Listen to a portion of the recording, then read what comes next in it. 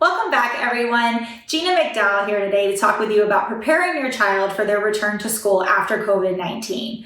Our kids experienced a huge disruption in their schedule and their routine last year, and chances are things are going to be pretty different when they return.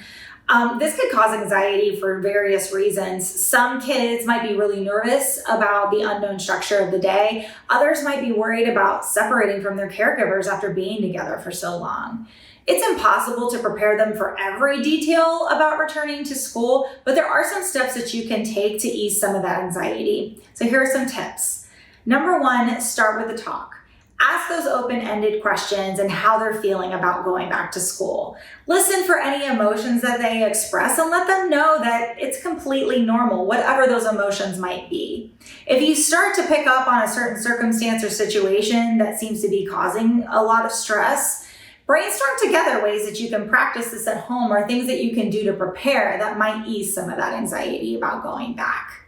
Number two, ask your child to identify the positives of returning to school. Many kids are really excited to see their friends and their teachers again. If we can start shifting them towards the positive thinking, some of that negative thinking and that worry might come down.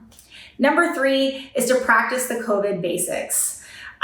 Things like wearing masks and having to physically distance, chances are that's not going away when they return to school. So practice playing games with masks on or practicing the 6-foot rule or the 2 arms length rule for our little kiddos and just get them used to this being the new norm.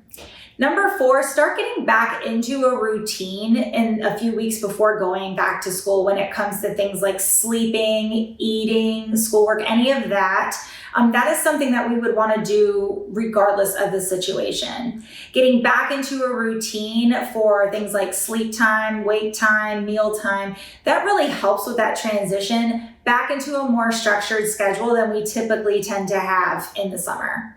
Also try to schedule some time in for, schoolwork or pretend schoolwork.